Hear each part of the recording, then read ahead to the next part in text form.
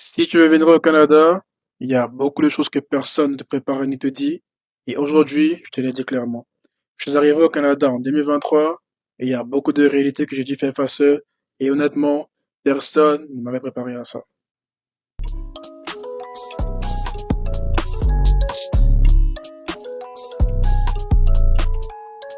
Salut, moi c'est Franck et bienvenue sur ma chaîne YouTube Franck à l'étranger.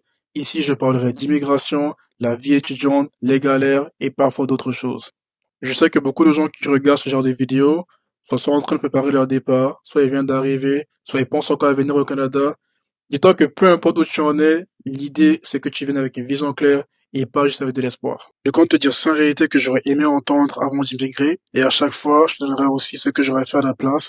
À la fin, je résumerai tout en un plan simple. Alors, la première réalité, évidemment, l'argent. On te parle souvent des frais de scolarité, mais on te parle pas du coût réel dès l'arrivée au Canada. Et là, je te parle de logement, la nourriture, le dépôt, le transport et le téléphone. Et tout ça, ça vient en même temps. Quand tu viens d'arriver, tu manques beaucoup de lucidité parce que tu n'as pas encore tes repères. Tu sais pas où aller, qui voir, ni à qui parler. Et c'est à ce moment précis que parfois tu dépenses mal parce que tu veux juste survivre et t'installer. Ce que j'aurais fait à la place, c'est que j'aurais prévu une marge claire dès le départ, si je pouvais recommencer. Et même si elle est petite, cette marge va beaucoup m'aider à gérer mon stress au quotidien. Et le truc que j'ai compris, c'est que le stress de l'argent, il vient surtout du fait qu'on ne sait pas combien d'argent on va dépenser dès le départ. Et quand on découvre le prix au fur et à mesure, là on se dit, ah d'accord, c'est comme ça ici. Et même des petites dépenses s'accumulent. Par exemple, le Uber comprend qu'on est pressé, on prend un truc à manger dehors parce qu'on n'a pas eu le temps de cuisiner, ainsi de suite. C'est normal, mais il faut prévoir. Donc si je te donne un conseil simple, c'est qu'avant d'arriver, prépare une marge efficace et surtout, fais une liste invisible des trucs que tu penses que tu auras besoin dès ton arrivée au Canada. On passe à la deuxième réalité, le logement. Trouver un logement quand tu viens d'arriver, c'est une vraie guerre. Entre les prix, les disponibilités, la colocation et la distance, tu peux très vite prendre un truc qui te convient pas parce que tu vas être stable. Ce que j'aurais fait à la place, c'est que j'aurais pris un truc un peu plus simple et stable dès le début parce que le logement, c'est la base. Si ta base, elle est stressante, tout devient difficile. Et surtout quand tu arrives, tu peux très vite sous-estimer la distance. Tu vois un prix intéressant, mais tu réalises pas encore les réalités du transport, que tu vas être fatigué, que tu vas rentrer tard, et ça jouera beaucoup sur ton moral, tes études et ton énergie. Et autre chose, la colocation. La colocation, ça peut être incroyable, comme compliqué, quand tu ne connais pas encore la culture, les habitudes, les règles non dites. Donc, c'est facile d'être irrité, stressé ou encore fatigué. Donc, vraiment, au début, vise le plus que tu peux la vie gérable. Vise vraiment la stabilité parce que même si ce n'est pas parfait, l'important, c'est avoir un endroit où tu peux respirer. Ensuite, nous avons la troisième réalité, les démarches. Même si tu penses que tout est réglé, il y a toujours des délais, des documents, des rendez-vous, des examens, des trucs à faire que personne ne va forcément t'expliquer et cela peut causer des retards sur beaucoup de choses. Par exemple, l'école, l'assurance, la banque, plein de choses. Ce que j'aurais fait à la place avant d'arriver au Canada, c'est que j'aurais installé une mentalité très simple, que tout prend du temps. Tout va prendre du temps, comme si c'était prévu. Comme ça, là, tu vas moins paniquer et tu vas moins avoir du stress durant tes procédures pour venir au Canada. Et ce que je trouve le plus frustrant, c'est que ce n'est pas forcément difficile, c'est que c'est juste lent.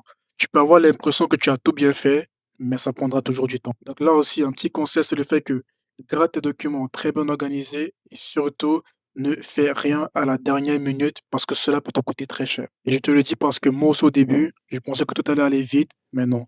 Il faut vraiment apprendre à être patient et être organisé au Canada. Nous arrivons à la quatrième et avant-dernière réalité, le rythme. Étudier ici au Canada, surtout en technique, c'est pas juste aller en cours. C'est des travaux, des laboratoires, des exercices, des devoirs qui s'accumulent très vite durant la session.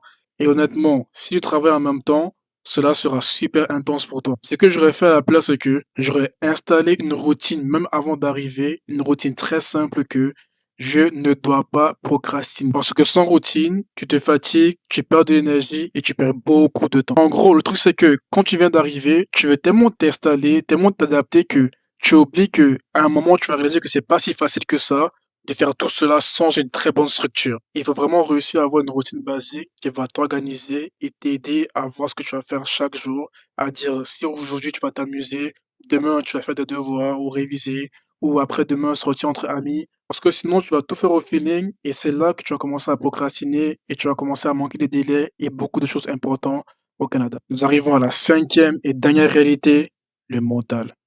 Personne ne va te dire à quel point tu seras seul au Canada, tu quittes ta famille, tes repères, tes habitudes, et tu dois ensuite te reconstruire dans un pays étranger où tu n'as aucune idée ce qui va t'attendre demain. Il y aura beaucoup de jours où tu vas te demander est-ce que j'ai fait le bon choix? Est-ce que je dois repartir en arrière? Est-ce que c'est ça que je dois faire?